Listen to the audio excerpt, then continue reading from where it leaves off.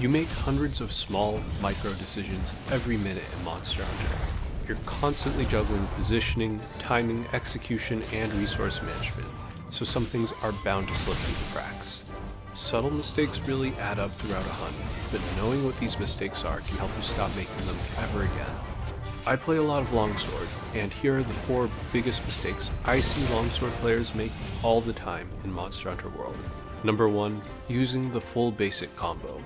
The full basic combo is the Y or triangle button mash combo. It's easy to perform and it loops back into itself. The damage isn't great, but it builds gauge. So why is it on this list? It's because it's never your best option, which makes it the perfect litmus test for finding areas to improve. If you find yourself using all 4 attacks in this combo, you could be doing something better.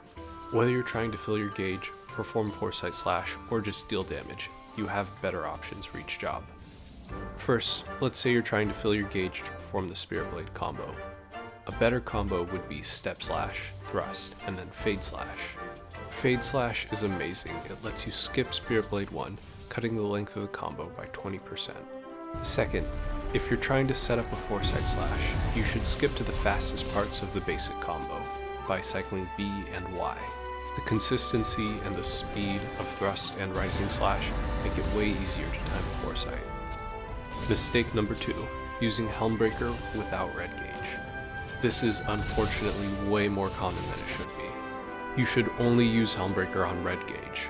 Helmbreaker's damage increases with your gauge level, just like your regular attacks. Using it also reduces your gauge level by 1. Your damage will be so much higher if you go between red and yellow gauge than yellow and white or white and no gauge. If you use Helmbreaker on white or yellow, you do get a small burst in damage, but your damage over time falls off a cliff. Now the exception that proves the rule is at the very end of speedruns, sometimes the speedrunner will use Helmbreaker or EI Spirit Slash on yellow for that last burst of damage. But unless you have a lot of experience counting damage or have a health tracker doing it for you, it's not going to go your way most of the time. Mistake number 3, slotting in Power Prolonger or Focus. These 2 skills are absolute traps for Longsword players. While they do affect your spirit gauge, they don't do anywhere near enough to justify slotting over other skills. First, Power Prolonger. This can increase the duration of your gauge levels by up to 40% at level 3. This sounds good on paper, but it's not that useful in practice. Red gauge already lasts for a minute, yellow for over 2 minutes, and white for over 3 minutes. And unlike other weapons that want to use Power Prolonger, Longsword can refresh red gauge. Also, after getting to red gauge, you want to spend it on Helmbreaker as soon as possible so you can do it again. It doesn't matter if red gauge lasts 40% longer if you spend it in 30 seconds. On to Focus. Focus can increase your gauge fill rate by up to 20% at level 3. Again, sounds nice, but it's not actually doing much. Once you become more familiar with Longsword, you're going to use Foresight Slash to level up your gauge a lot. The way Foresight Slash works is completely unaffected by Focus. Foresight requires 10% of your gauge to use, and scratching a monster with a thrust already gets you that 10% without Focus. It also sets your gauge to 0% on activation, so even if you got 20% more gauge with Focus, it's all gone anyway. Landing Foresight fills your gauge to 100%, but you can't go any higher than that, so that 20% from Focus is gone again. After that, if you combo into Round Slash, your gauge is set to 0% and Focus has done nothing. Again.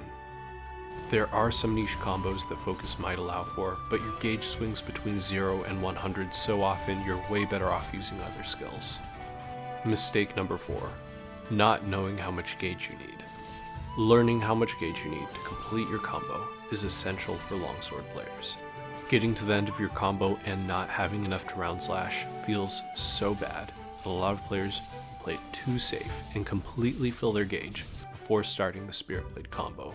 If you do this, you're losing out on so much damage because you're overusing weak basic attacks and underusing Spirit Blade attacks.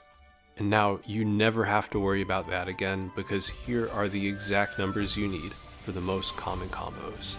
To perform the full Spirit Blade combo, you only need 75% of your gauge. If you're comboing out of Fade Slash, you only need 65% of your gauge.